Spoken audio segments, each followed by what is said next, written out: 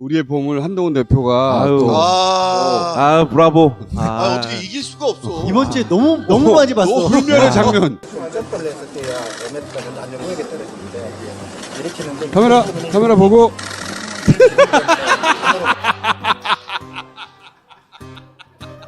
그래서 이 사진이 나온 거야.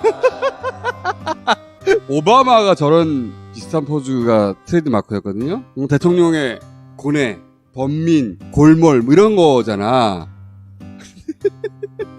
누가 여기 소주 좀 타주세요. 안 되겠다. 맨정신으로 못 보겠다. 저기 저 뒤에 주황색 옷 입고 계신 분이 내가 멋있는 표정과 포즈를 생각해 뒀다가 카메라가 반짝반짝하는 거 지금인가? 하고 팔을 갖다 대면서 팔 받친 거 봐 이거. 나를 찍는 순간 이 포즈를 취해야 되겠다고 미리 생각해 뒀던 거야. 집에서 연습. 하고 생각해 뒀다가 카메라 플래시가 터지는 순간 맞다 포즈. 앞으로 싹 걸어 나와요 또. 앞으로 한 발짝 걸어 나와. 그렇지, 잘 그렇지. 찍어달라고. 저 국민의힘 유튜브잖아 저거. 국민의힘 유튜브 디스한 거야? 제가 봤을 때 저거 나경원입니다.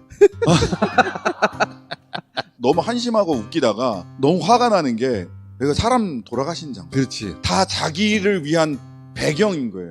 모든 게 연기예요. 하지만 한동훈 잘한다. 국민의힘도 잘한다. 눈을 확대한 영상이 있거든요. 정말 웃겨요. 눈동자를 카메라를 막 찾습니다. 그래서 그 카메라를 발견하고 한 발 앞으로 딱 나오고 싶고. 영화 평론가로서 이 연기에 대해서 어떻게 생각하세요? 지도가 많이 필요할 것 같아요. 지도. 네. 연기지도. 네, 연기 지도가 많이 필요할 것 같아요.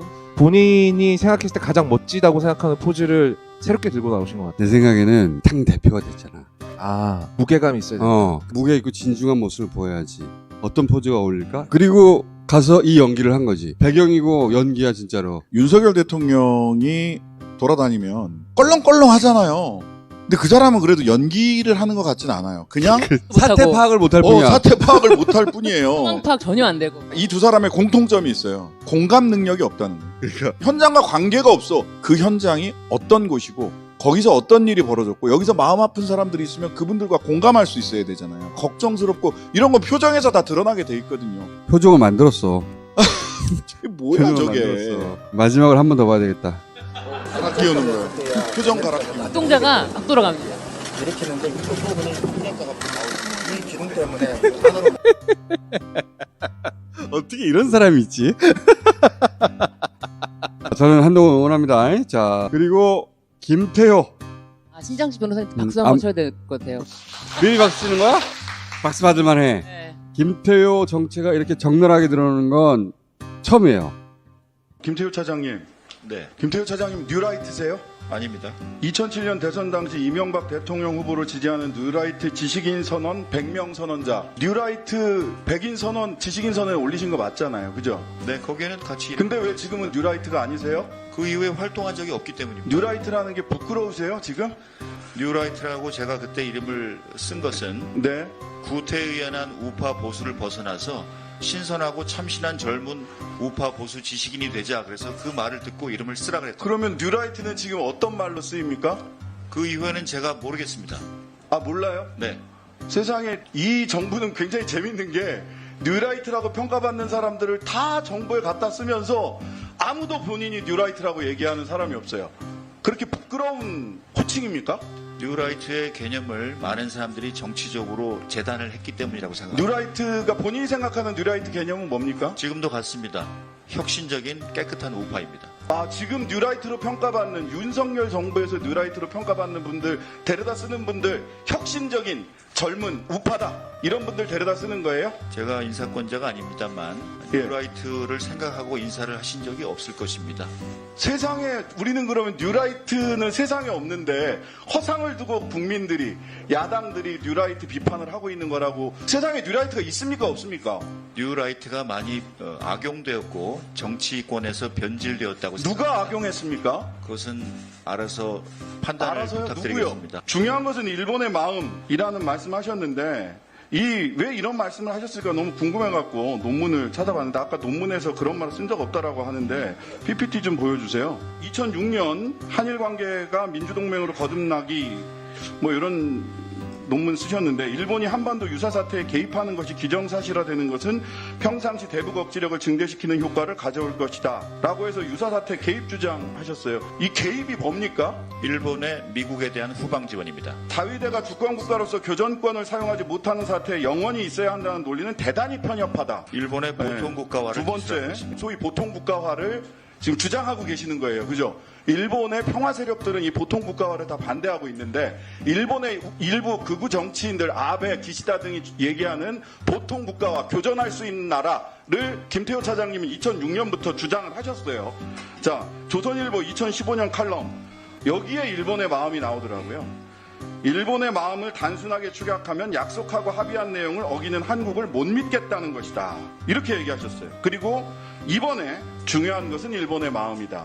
이렇게 이야기하셨어요. 저는 뉴라이트 백인 지식인 선언에 자랑스럽게 이름을 올렸다가 지금은 뉴라이트라고 말도 하지 못하는 분, 그리고 뉴라이트라고 평가받는 수많은 사람들을 중요한 역사기관이나 안보기관에 중용하고 있으면서도 그분들이 또 뉴라이트가 아니라고 이야기하시는 분, 4명의 안보실장이 바뀌면서도 안보실 차장으로서 단 한 번도 자리를 바꾸지 않는 분, 그래서 실질적 안보실장이라고 평가받는 김태호 차장이 대통령을 위하신다면, 대통령을 이렇게 정부적 어려움에 빠뜨리는 것을 걱정하신다면 스스로 물러나야 된다고 생각하는데 어떻게 생각하세요? 제 거취에 대해서는 제가 말씀드릴 처지가 아니라고 생각합니다. 네, 스스로 물러나시는 것에 대해서 잘 생각해 보세요. 대통령에게 얼마나 큰 부담을 주고 있는지. 한일 기본조약 제2조 1965년에 맺은 거죠. 1910년 8월 22일 및 그 이전에 대한제국과 대일본 제국 간에 체결된 모든 조약 및 협정이 이미 무효임을 확인한다.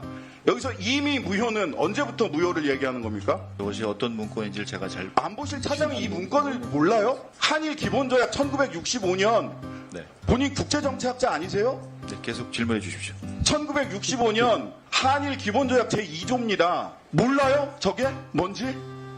여기 이미 무효라고 되어 있는데 이 이미 무효를 한국 정부는 1900년대나 1910년부터 당초부터 무효라고 해석하고 있고 일본 정부는 1945년 항복 때부터 무효라고 해석하고 있습니다.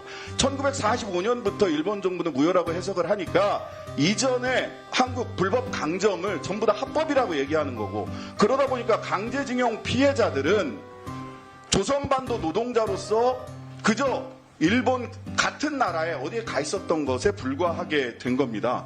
국제법적으로 힘이 강했을 시절에 일방적으로 일본이 주장하는 그 해석은 그 당시대로 또 존재한다고 이렇게 생각합니다. 그 당시대로 어떻게 존재하는 겁니까? 그 당시대로? 자, 이 해석 때문에 어떤 얘기가 나오는 거냐면요.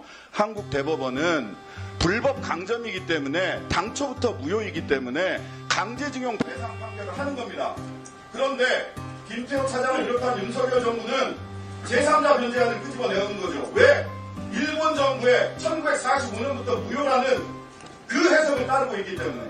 왜 제3자 변제안이 끄집어 나왔습니까? 1965년 한일 기본조약에 일본 측 해석을 따르고 있기 때문 아닙니까? 한국 사법부 판결은 1965년 이미 무효, 이것이 당초부터 무효라고 하는 해석에 입각해서 전원합의체 판결을 내렸어요.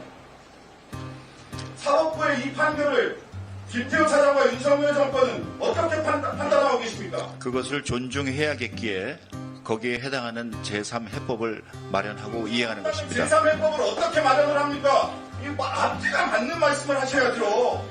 존중하는 사람이 어떻게 제3해법을 제3자 변제안을 마련하십니까? 존중이란 말을 그렇게 사용하세요? 윤석열 정부는? 야.